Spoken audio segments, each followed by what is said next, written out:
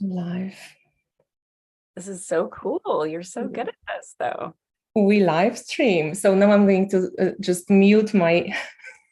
It's always a couple of seconds of doing things that have to be done. I have to mute YouTube, so we can talk over Zoom here.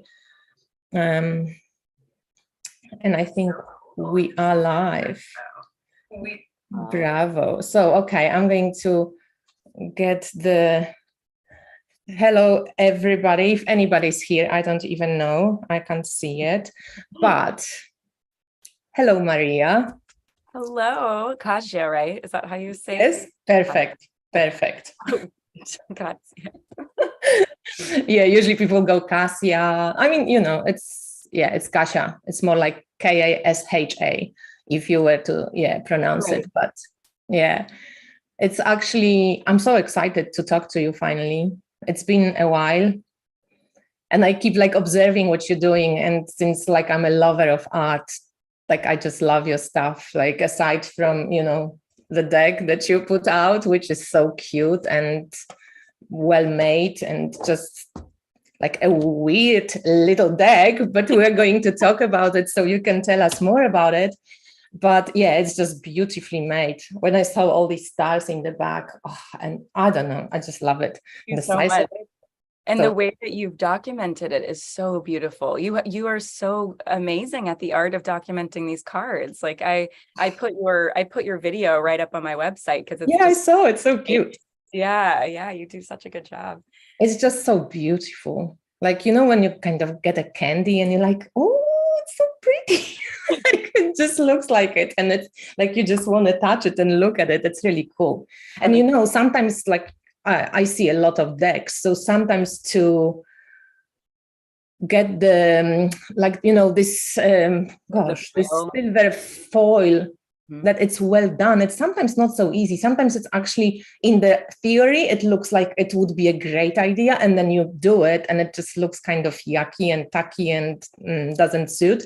So I'm glad that this one kind of came up soft somehow, it didn't fuck up the deck really. Yeah, there was a lot of rounds of testing. It was, but I have Venus and Virgo.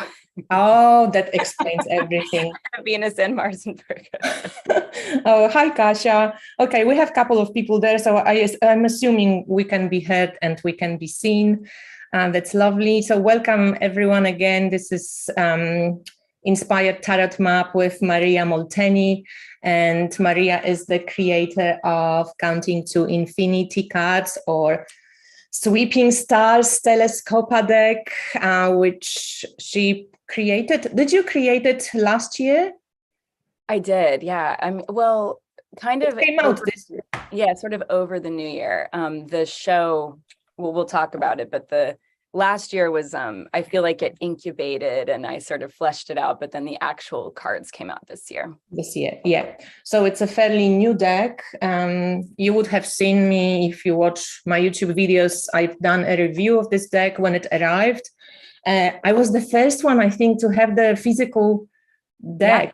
Because it was printed in Italy and it got faster to me in Poland than to you in the States. Exactly. It's kind of cute. I was like, ooh, I'm on it. I know, I was like, what do they look like? Yeah. I'm always on the lookout for original, interesting decks since, I've been in tarot community since 2014.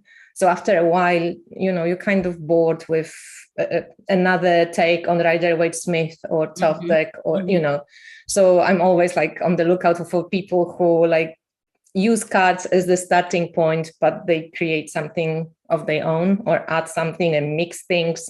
And you and me, we kind of mixers, because we found a couple of points of connection, and one of the points is Mary. I don't know if we can say Mary devotion in your case, but there is something about your heritage in Italy, my heritage in Poland, and both of these countries have a strong devotion to Mother Mary. And I would love you to tell me more about it, because I know that from the way, even how the box looks, that looks like a rosary, right? And yeah, I would love you to introduce us into how you see Mary, why the rosary on the box of the cards. And I know you also have rosaries during the Kickstarter. You were offering your own handmade rosary. So please tell me more about your Mary side of things. Oh, that's such a great introductory question, because people don't always focus on that part. My name is Maria Molteni, and I use they or she pronouns. I live in Boston, Massachusetts now, but I grew up in Nashville, Tennessee, and very Catholic. I come from a very Catholic family. My one side of my family came over from Northern Italy quite some generations ago. So in some ways, I feel very connected to my Italian heritage, and in other ways, I've really had to do my own digging for it. But probably the biggest thing left over, or that we've kept, is the Catholicism. And I went to Catholic school for 10 years. It's also kind of funny because in the South of the United States, it's not so common to be Catholic. It's very common to be Christian in the United States, but in the South, it's much more Protestant. So there's like a little bit of a marginalization, you could say, among Catholics in the South. So that plays into some of it. But I just had a deep, deep connection with Mary, the Mother Mary, the Virgin Mary. I now give her a lot of other names, including Ave Maris, which is the seabird, and things like that. But she was just, there were times where I was very traditionally Catholic. I kind of had a lot of different waves of my spirituality. And I'm named Maria. I've always kind of felt like one of the reasons I like to use even the they pronoun is because I feel like I am on like this wave of Marias, like a network of Marias, and it's not really mine. It's just like a cloud that I'm on with people or something. So, just that was the thing that always really stuck, was my prayer to Mary and my connection with Mary. And even as I would go in and out of stages of being an atheist or very Catholic or whatever else in between, and I feel like my more like occult, witch, like open witch side is kind of newer than some of my friends, because I had such a deep spirituality my whole life that I was trying to kind of parse through and get the sort of patriarchy removed from it. So like, I'm very happy to be in this new place of strength in my magic, but I also feel like I'm always trying to get back to that place of when I was like 7 years old and just in deep, deep connection with Mary. Like I would just, the kind of prayer and meditation and focus I had as a young child, I would love to have that back. And I'm working to get it back. So I feel like I've continued to pray the rosary throughout my life, and at different times in my life felt comfortable or uncomfortable praying it for different reasons. And so more recently, partially because of the book Way of the Rose and, some other kind of like Mary movements or Maria, movements, a lot of us have been reclaiming it, and I think feeling more comfortable. And so many of my friends and I, like queer people and feminists and whatever, have been rewriting the Hail Mary. So I rewrote my own, and I kind of developed this relationship with a small church in my neighborhood called Our Lady of Good Voyage that was torn down, and kind of developed a whole expanded the mythology around Mary as the seabird or the sea queen or the queen of stars. So I made my own rosary. This is it here. You can see it has a lot of it has suns and shells and little like blue leaves and a bell. I'm really into bells and whistling. And I actually do have an active reading practice for clients called siren calls. So before I made my own deck, I would read from a deck of shell oracles and these kind of like mermaid themed. And I still do those. I'm trying to work my own cards into it too. But yeah, so Mary I've just expanded with her. And can I say something before you move on? Yeah. You said about the wave of Marias, because apparently, I was for many, many years, I'm part of Etienne's Grobler Patreon, and she ran something which we call like Walking with Mary. And she always how that started for me with it, like 30 days of Marian devotion, when she also like is quite eclectic and brings people together. So we had this huge run for like a couple of years, like probably since at some point it was like also Venus retrograde or something was, Venus was changing from the morning to evening star or vice versa. And I think it was 2018 maybe. So a couple of good years working with her decks. She does the Mysteries of Mary tarot decks. I don't know if I send it to you or not. When she makes her own altars. Just one sec. I need to get that deck. I think you did send it to me in a couple. It's really cool. So she makes, like all these altars and so they all like in 3D, and I have a couple of the originals because we have been just like working together also. And it's amazing. So then she, photographs the altars and she just creates like a tarot deck out of it. So she has done Mysteries of Mary. Then she did Mysteries of the Black Madonna when she traveled on many, many pilgrimages, specifically a lot of them in Italy, of course, and in Belgium and all over the place, France. But yeah, I brought her a couple of different Black Madonnas, but my point being, I'm like went off. No, I love it. I love it. She doing her research, she said that like Mary most probably was a title.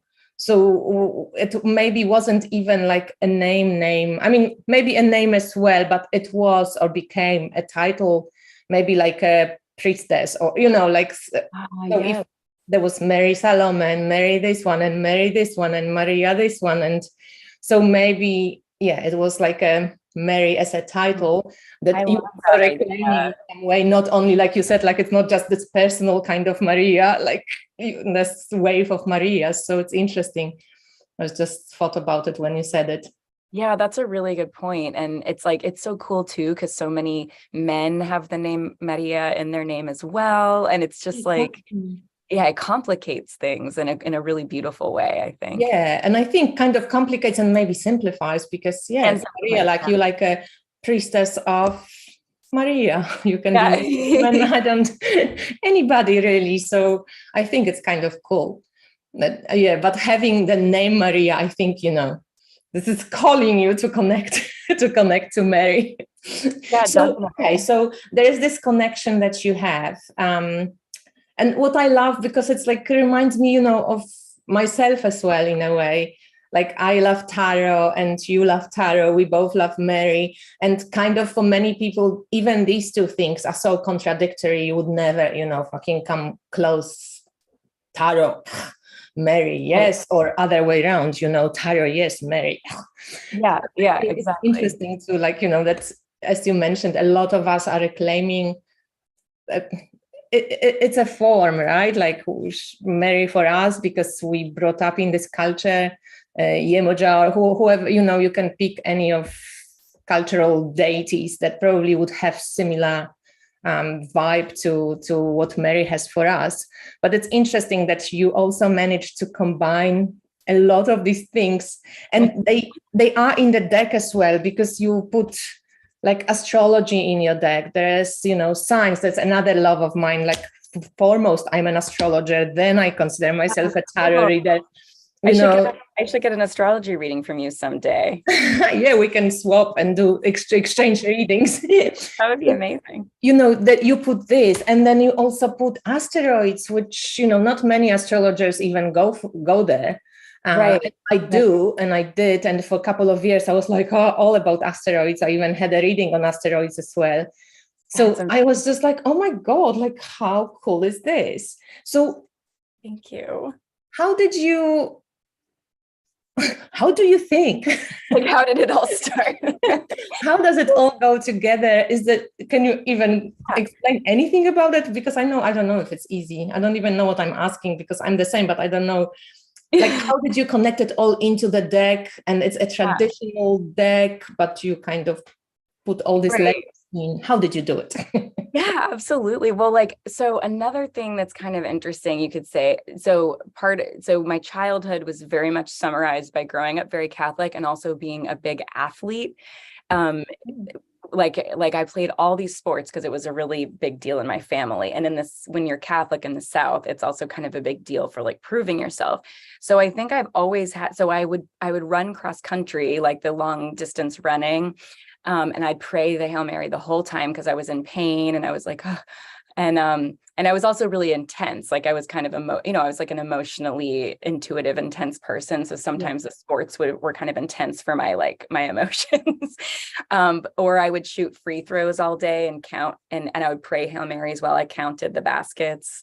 Aww. And and like I would shoot 100, and I've done performances about that. So when I was reading Way of the Rose, there's a really cool passage where they're describing how some people trace bead-based prayer, like whether it's the rosary or whether it's like the Buddhist bead prayers or right. That they kind of trace it to like a historically maternal or matriarchal sort of practice, where they kind of juxtapose the idea of the hunter and the gatherer. And they're saying like traditionally masculine was a hunting practice where you sit quietly in the woods for hours, silently waiting. And that's like meditation. And then whereas mothers or women, gatherers, would be sort of counting beans and doing the laundry and kind of keeping their hands busy, and sort of praying the whole time, like kind of multitasking. And I think both systems are beautiful, but I really struggle on the sitting still and being silent. I'm very much like a devotion in motion. I've never said that before. Compassion in action, devotion in motion. And so that was part of it. And I was like, oh, like it made some things click for me, because I'm like, yes, I'm a very physical person.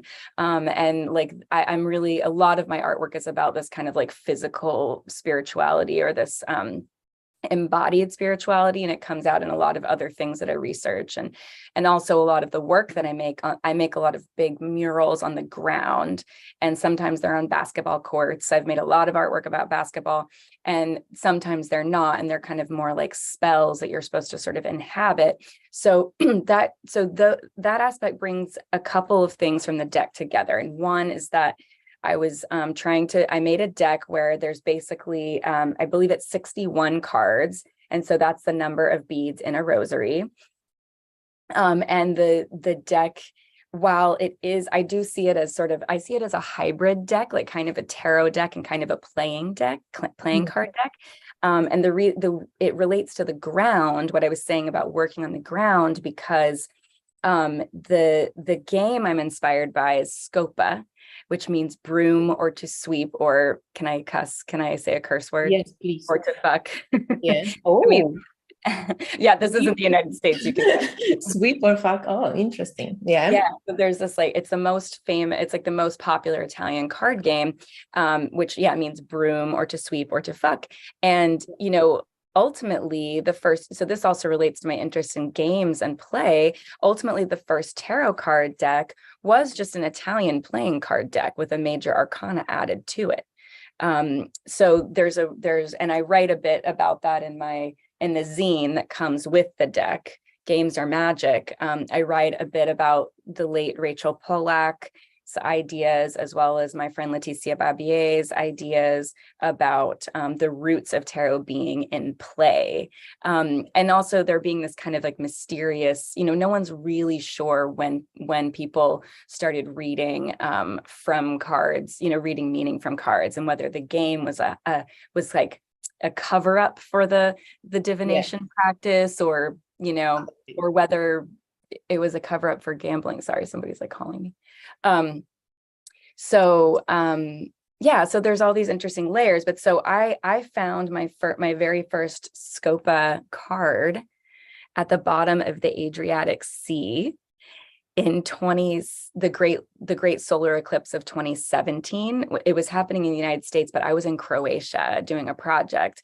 And at the end of the project, I went to the island Vis. It's one of the Dalmatian islands, by myself, and I was kind of kicking myself for not flying home. Basically, the last day I was in Croatia was the eclipse, and I didn't realize that I wouldn't be able to see it there.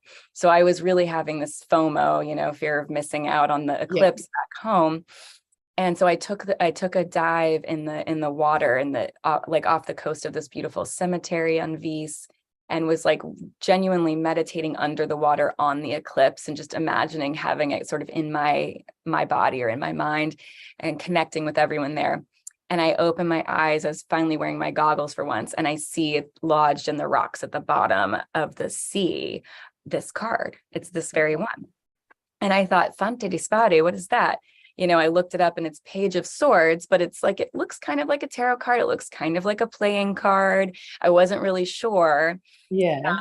And then the synchronicities continued to unfold with this, because I ended up flying home and telling a friend about it. And then she found a card from a similar Scopa deck on the street the next morning, and just crazy stuff. And I actually ended up getting a tattoo of the one that she found, which would be the Ace of Wands. I don't know if you could see it on my arm. Oh, that's so funny. Yeah. I love those synchronicities like this. It's really a magical kind of intro. It's wild. It's so funny when you actually observe those, right? And you kind of follow. Yeah. You just after. follow. Okay, keep going. No, exactly. And so that was the first Scopa card I ever found, but it took me months to realize what it was. I was perplexed. And so that was what also sent me down. I was interested in tarot by that point, of course. But because also my first introduction to cards was playing cards, like we, as a young Catholic, we weren't allowed to have tarot cards, but we played cards for hours and hours. And I was kind of obsessed with shuffling and handling them. And, I called myself a card shark, was my joke. But so I just kind of, I love that the origin of that and the marriage of those things. And I write a little bit more in the zine about kind of how games and magic are related in general. But anyways, so I decided to make this deck in 2022. Last year, I ended up getting 2 very short notice invitations to have exhibitions, one in my hometown of Nashville, where I'd never shown before, and one in Venice, Italy. So it was like this year of homecomings, like 2 places that I am from that I'd never shown in. So I developed the Counting to Infinity body of drawings for Nashville. And so, honestly, it came to me as kind of like a download in the middle of a acupuncture session. I was going to do a totally different idea. And then I was like, I just started thinking about the rosary. I'd been praying the rosary more. And I thought, I'm going to go home and I'm going to get all of my stones, because I have so many stones and they're not all special. They're not all like crystals. I have rocks. I have rocks and rocks and rocks, like we all, a lot of us do.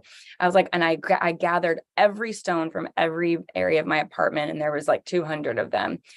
I put them all in the bathtub on the Pisces new moon, and I played like sounds of the water over them. And I put all these other shells and this and weird sword I inherited from my great grandfather, and really did this crazy spell. And then I took them out and I picked out 50 of them. So like the 5 decades of a rosary, and I arranged them in sort of a rosary shape. And then I photographed my hands holding each of the stones, but I would take the stone out. So it was just an empty hand. And then I just drew these portraits of my hands holding 50 stones. And I colored the fingers in. So if I'm on like the count 4 of a decade, like there's 4 fingers colored in. If I'm on 10, there's 10 fingers colored in. Because when I was a kid, when I would run cross country and pray the rosary, I didn't have my rosary. So I would just count on my fingers. Yeah. It's also that idea that you have a rosary in your body too. I love that. I really love that, because we used to do it as well as kids. It was kind of even boring to have the rosary, but on the fingers, it felt kind of natural. And you'd be just going. Exactly. And nobody knew what you're doing. Actually, if you're doing. Yeah, exactly. And actually, I'm jumping forward a little bit, but this time last year, because, yesterday was was the Assumption of Mary. Yeah. And so so yesterday, last year, I was in Milano, and I didn't even realize it was the Assumption of Mary. I was in Milano after my show had opened in Venice, and I was like, I didn't realize it was a holiday. So I was walking and I was starving and no stores were open. You couldn't get food anywhere. So I accidentally was fasting. And I got myself to the Il Duomo, Il Duomo in Milano is dedicated to the Assumption of Mary, which is, it's rare that there's a big church. I mean, of course, many of them are dedicated to Maria, you know, and I got to the steps of it and I was so hungry and tired, and I realized I didn't have my rosary, which I'd been bringing to every site in Italy. And I just started crying with kind of just of awe and everything. And I was like, I can't believe I don't have my rosary, and I can't believe I'm here. And it's the Assumption. And I didn't even plan this. And I just started I was like, oh, but I have a rosary in my body. So I just started praying the rosary on my fingers. And, you know, it was just a really emotional moment. Yeah. Those are like those moments, they simple. When you tell the story about them, they don't always sound as special, but yeah, when you're in them, that like everything comes together and you don't even know why you're crying, but you know why you're crying. Yeah, it's beautiful. And that realization that, yeah, it's always with you. I love that. Wow. Yeah.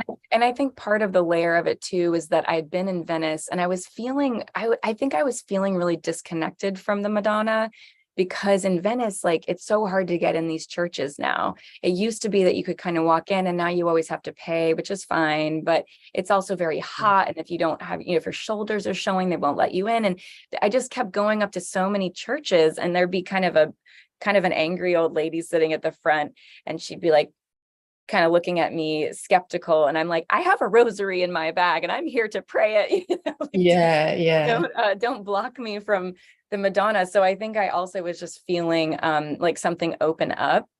And that relates to, we can talk about the brooms later. But anyways, because I made these brooms that I put on the steps of all of these churches in Venice. We would love to see some photos when we talk about it. Yeah. Okay, cool. We can do screen share. I think it's a cute story as well. Yeah, it's fun.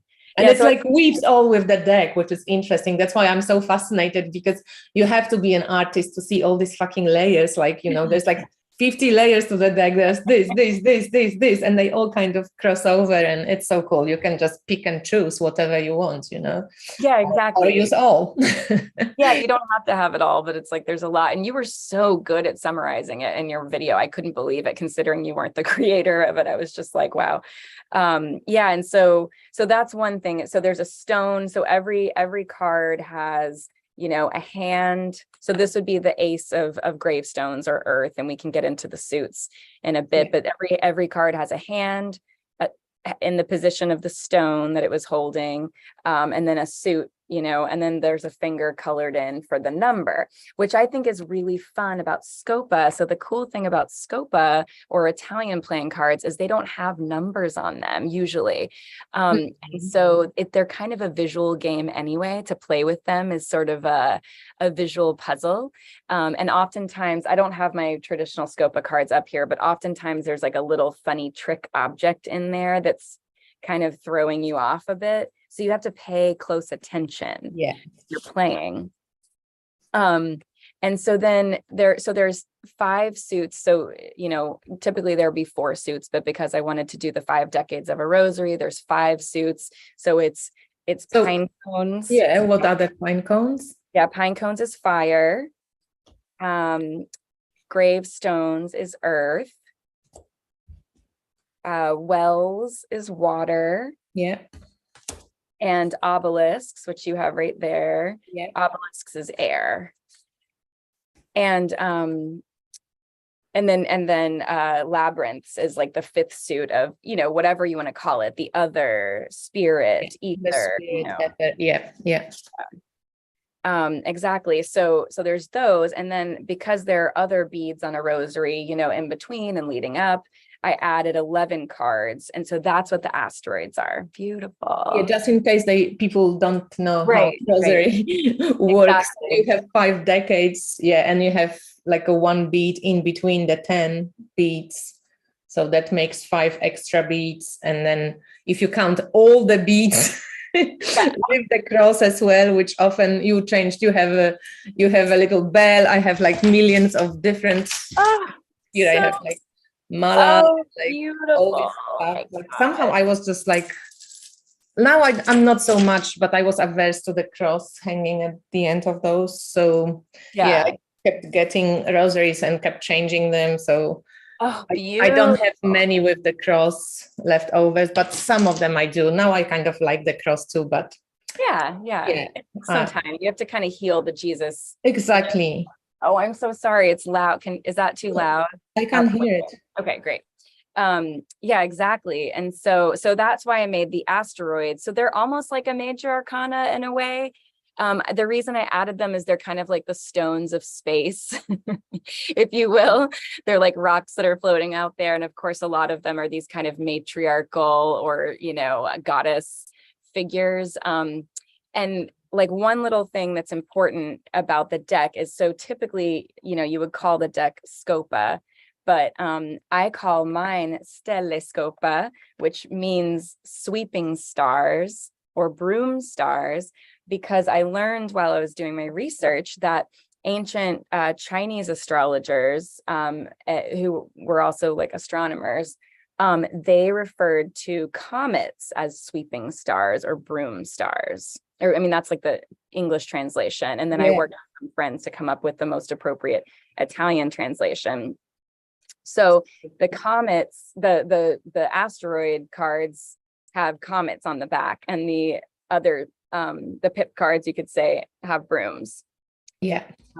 So there's kind of a whole spacey, starry, as above, so below. I mean, a lot of my work is about that. Let's sweep the ground, let's sweep the sky, the reflections. Yeah. So that kind of brings that theme around. So do you want to tell us about the brooms? What did you do with the brooms? I'm allowing, I think I can allow you to screen share. How does it work? Sure, I'm going to shut the window really quick because I'm glad you can't hear it, but it's like really loud over here. 1 second. Sorry. Sure. You'll tell a story or something. So hi, everyone, whoever is here. I hope you can hear us well. We're just waiting for Maria to silence her background. And we're talking about Counting to Infinity deck, which is based on old Italian Scopa card game.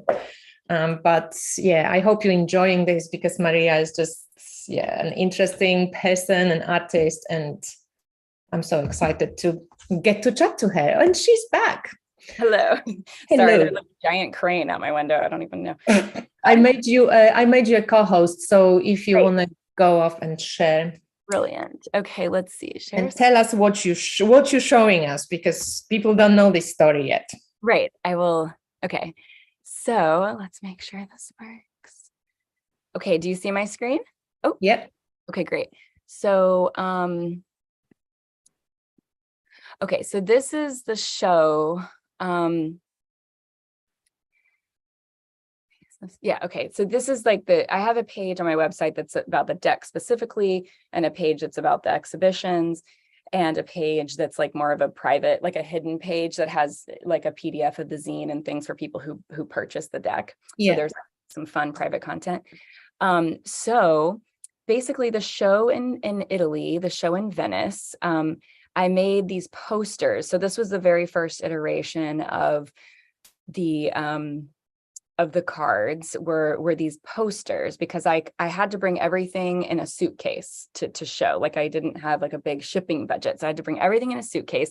So I printed these posters for all the suits, so you can see them laid out here, including the asteroids. And then okay, well, this is the show in Nashville, but so you can see this was the first show, the show in Nashville, where I just made, I don't know if these do pop up, where I just made the hand drawing. So they were like lined up, running around the room like a rosary.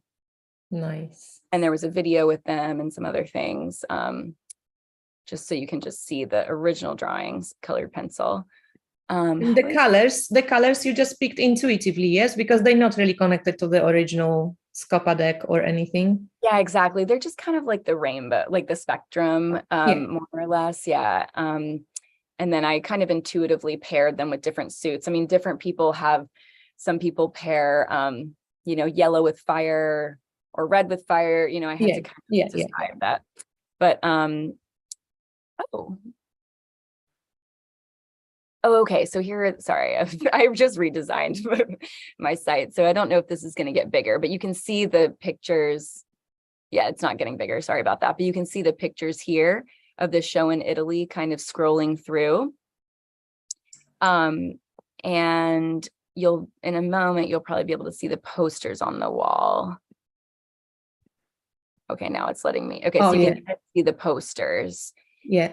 And they were actually put in a shape that sort of created this symbol that I was actually in the show with a Chinese American artist as well. So she actually helped me come up with the best Chinese characters for broom stars and sweeping stars. And it was very cool. So we put the posters on the wall in those shapes, and it was like a really cool triangulation of language, because I think of cards as also being like language. Like, I don't speak fluent Italian. I'm working on it. But the fact that I came over with a knowledge of Scopa really helped me connect with other like local Italians. And they're immediately like, oh my gosh, you know how to play Scopa. So here are these brooms, just because this might keep cycling. You can see these little handmade brooms that I made. I dedicated them to different Italian astronomers from history who founded comets. And then I put the little queen cards. So my court cards are Mercurio, which is Mercury. So that's like in place of the page. Marte, which is Mars, like in place of the knight, and Venere, or Venus, in place of the queen, because Italian playing cards just have 3 court cards. And then I put all the Venere, the queen, sort of the Venus cards on the edge of the broom handles from the show. And then I distributed them to steps of like Maria della Miracoli or Maria della Salute, or like all these different Maria churches in Venice. I put the broomsticks on the steps so that Mary would kind of have a getaway, a vehicle to the stars, because I was so tired of like feeling like she was locked away in the church and I couldn't get to her. Let's free Mary out of the church. Yeah, give her a broom, like her Scopa, it's more Scopa. But so there you can see us playing. And so we would also play on the ground. So that's kind of the idea, is that the way the game is played, you're supposed to sweep the cards off of the playing surface. And it's not that people traditionally play on the ground, but as a kid, I always played on the ground. I love like sitting on the ground and doing things. So we would play on the ground, and then I would bring the brooms out in between games and clean it all up, like clean the space. Awesome. Yeah. So I'm going to link your website, of course, below in the description box for anybody who rewatches this to check it out. I also would advise people to watch the video you had for your Kickstarter campaign, because it's really well made and it's interesting, and it speaks kind of a lot about how you came to make the deck happen and what it means. I really liked it. Is there anything else you want to show us on the website? Maybe not on the website. I think we're good there. So I can come out of the website. Because I would like to ask you also, I like mixing, I think you like mixing too, basing this on your deck, but I was trying to figure out, how can I use this deck if I don't play Scopa? Because I don't actually do play Scopa. And as much as I love cards, I'm not so much into game playing. But I love to play with cards. And I think what you said about Rachel Pollack, and this playfulness, I think that in the end, the spirituality, that spirituality's tip or point, I don't know, where you're going with your spirituality is playfulness, joyfulness, when you don't have that and you just have the seriousness of the practice, I think, we're missing a lot of points then. But I think that the playfulness, it's really a big in spirituality in general. So I was trying to kind of, pull by random and use some images just intuitively, thinking, okay, so, what is this hand kind of showing? Is it grabbing? Is it releasing? Is it maybe trying to hold or give? I was looking at the symbols, I was looking at numbers, and then I would pull a tarot card underneath to help me explain this one. But it gets a little bit confusing because this is such an original and different deck. How do you play with it? Is on top, you have this astrology signs and every planets. No, exactly. And you're so, I loved watching you demonstrate them because you did such a great job with it. And like you're clearly so intuitive. And so, so I, so I'm actually still writing the sort of like how to read book or zine, you know, so there's kind of like 3 volumes, just because the Kickstarter and the production of the cards ended up being so demanding. So I'm a little behind, but I'm also like, there is meaning that I baked into the cards intentionally based on my tarot knowledge and based on my knowledge of the content. But of course, like anything, you want the cards to also reveal themselves to you. So I'm also taking my time, like asking them what else they have to tell me that I didn't on the conscious level intentionally put in, you know? But I'm definitely kind of a nerd for systems and numbers. So I definitely was looking at other traditional decks that I use, such as the Marseille, or the Rider-Smith-Waite, of course, and just the sort of 2 through 10, the themes of those things, you know, like 2 often being about balance or union or duality, and like a 6 often being about cooperation or harmony or reconnection, you know, those kind of things. So I have this outlined in the book as like a guide to how to approach decks in general.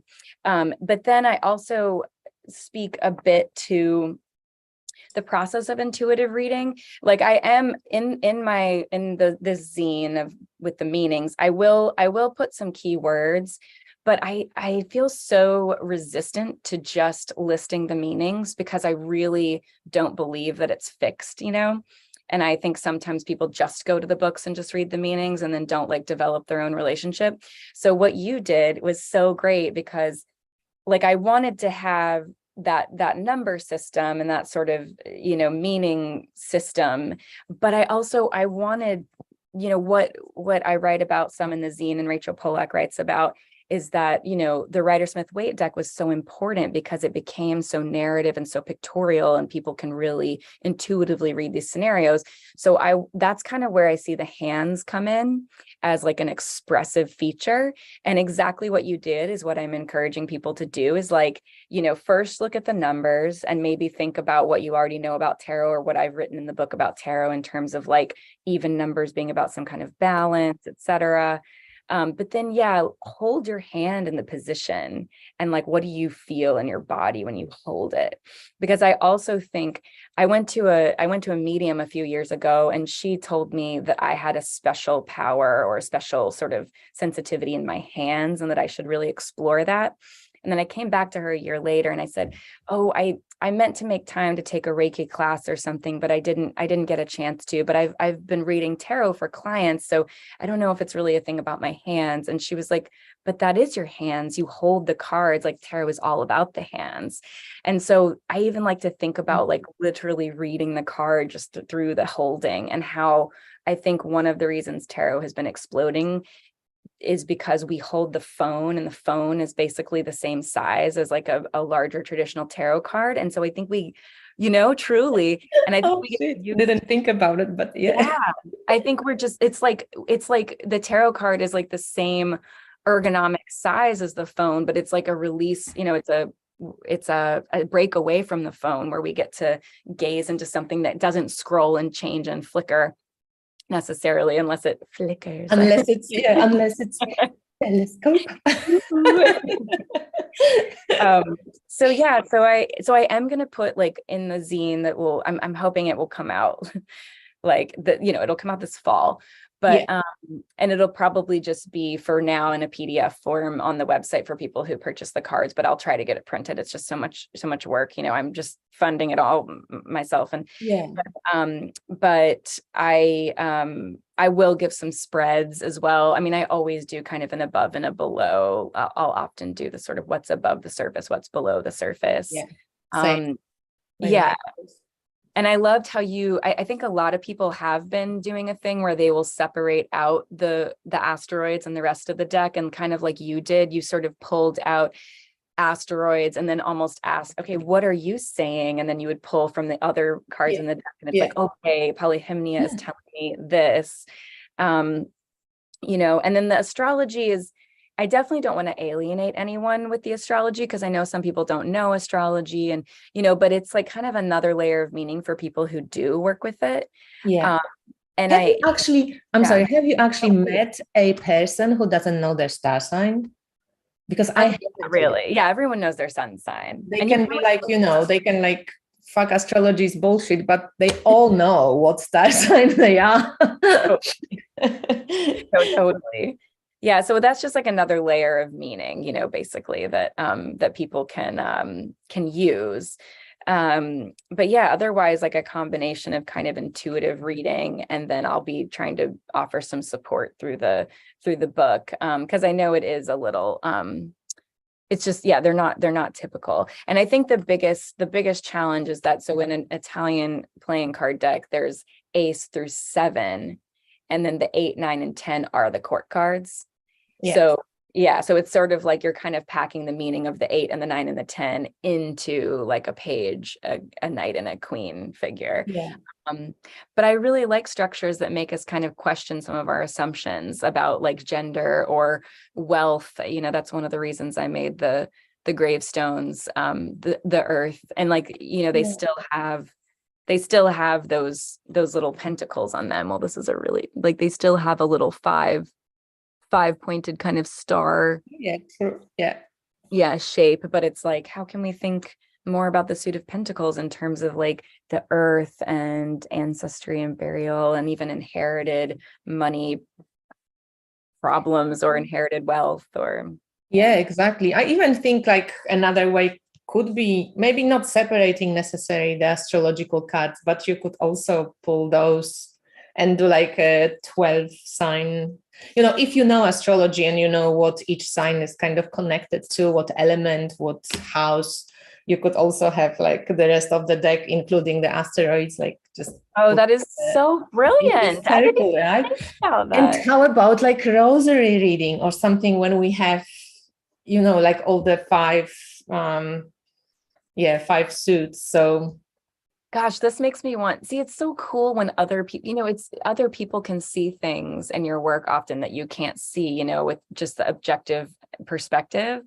And it would, like, now I have this idea that, like, if you're willing, it'd be really cool for you to do a spread that I could put in the zine. I could be like, Kasha's spread, like stelloscope spread, because that's so smart. And I hadn't even thought about it because I was stressing about the materials and the shiny. So, there's a lot to figure out. But when I did this Mary class, I did a couple of, I don't know, it also just like came, how things just come when you open to them.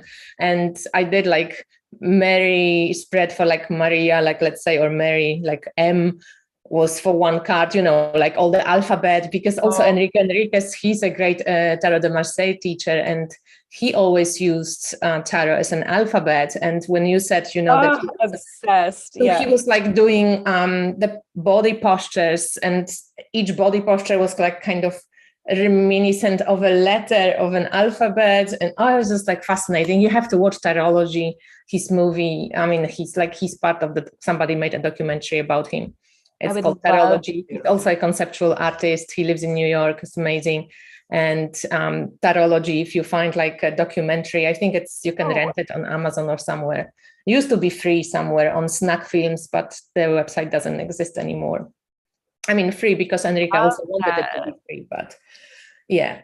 So you have to check this out because he also talks about tarot in such a cool, changed my tarot practice forever. Yeah, tarot as language, like cards as language. Exactly.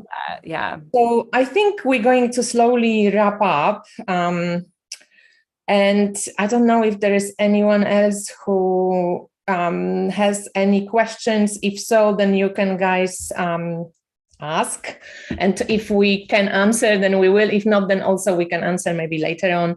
If there is anything interesting you would like to ask Maria. Do I have anything else that I wanted to ask?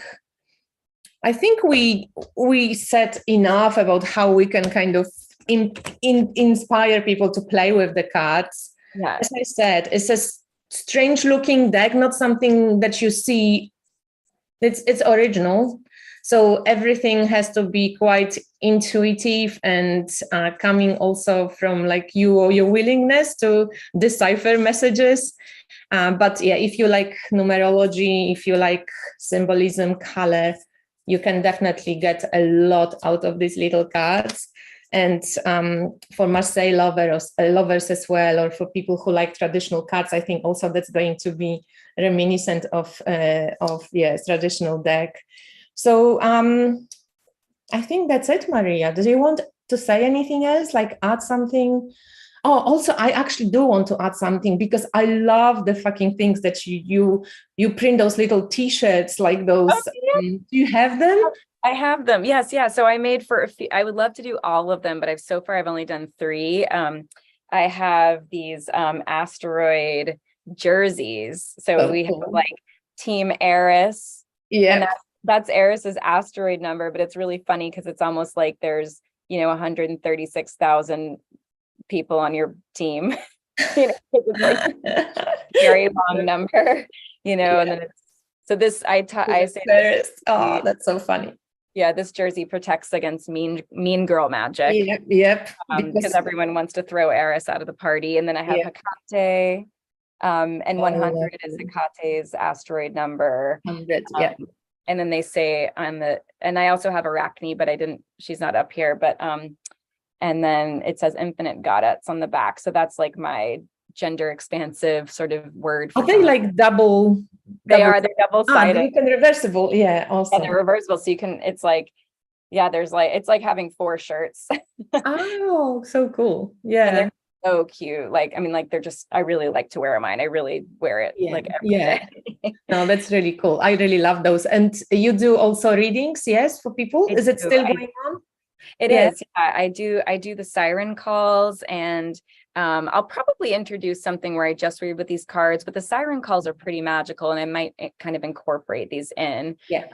So yeah, those are up, and you can buy the cards on my store too. And and then the only other thing I'll show is like I made these altar cloths that go with it too, that are really beautiful, and they have the suits in the corners so that you can use your compass to find the cardinal directions. Oh, beautiful. And then the color is very reminiscent. Exactly. And there's like the silver. So this way you can play, or you can play or read on the altar cloth, but you could also put it on your altar so you always know the elemental directions, I'll probably use it on my head at some point. Yeah. People wear it.